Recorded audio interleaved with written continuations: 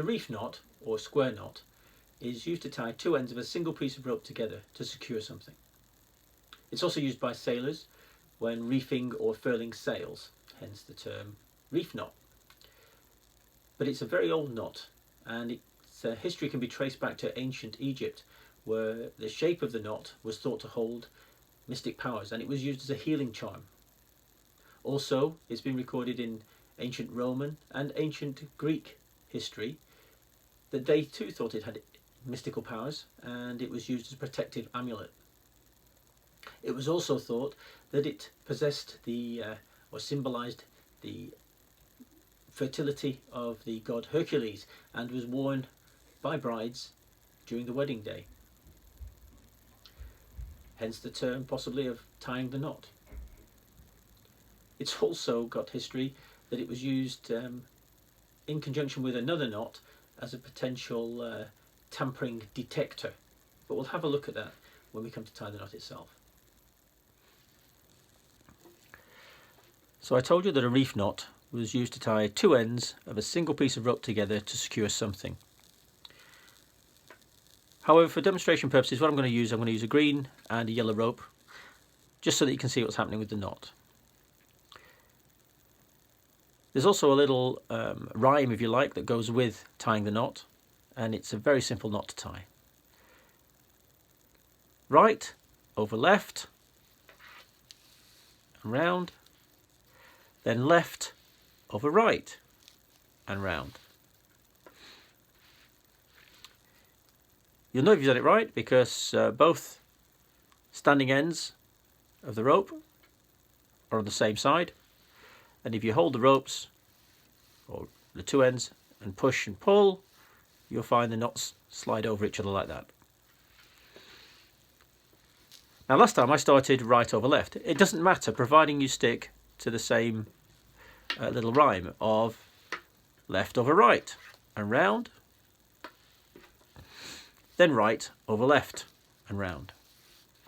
Again, both ends end up on the same side, and if you push, the knot slides over itself.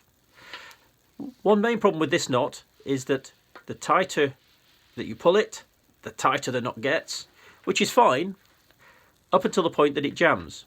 And then if you ever want to undo the knot, it becomes very, very tricky. The easiest way to undo a jammed reef knot is to take one side or one end of the rope and pull. And you do what's called capsizes the knot. Then all you need to do is it's much easier to loosen off, and you can slide the rope out. So once again, doesn't matter if it's right over left to start or left over right to start, but it's right over left and round, left over right and round, and pull.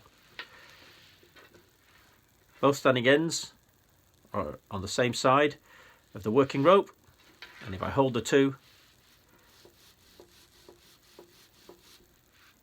and push and pull, the ropes slide over each other. Now quite a lot of people say that that's how you can tell that it's worked, that you have a reef knot. However, you must also have these two ends on the same side, and I'll show you why.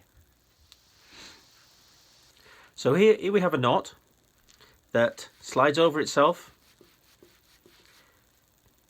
Looks like a reef knot, but it's not. It's actually another knot called a thief knot. And that loose end or standing end and that loose or standing end are on opposite sides of the rope.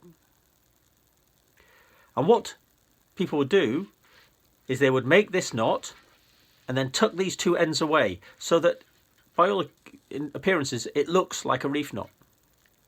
Then what would happen is your thief may come along, they would undo the knot, dive into the bag, get something out of the bag, then right over left, left over right, they would tie it, tuck the ends away so that they hope nobody knows that they've been there. However, when the owner gets back, they look and they see the two ends on the same side, and they would know the bag or the load had been tampered with. How I make that thief knot is I make a loop, I go up, round, back down and pull, and then I tuck the two ends away. You can still slide it over itself, still looks like a reef knot, but with the two ends tucked away you can't tell it's actually a thief knot. Another big problem with the thief knot is that it's not secure. So if you pull it, it actually slides and can slide all the way to coming undone. It's not good for taking a load at all. So, the reef knot, the square knot, the Hercules knot, the wedding knot, and one other term I haven't yet mentioned, the brotherhood knot. It's used at the bottom of the World Scout badge, membership badge, and it represents the brotherhood of scouting and how the strength of scouting, no matter how much you try and pull us apart, will always stay together. Cheerio.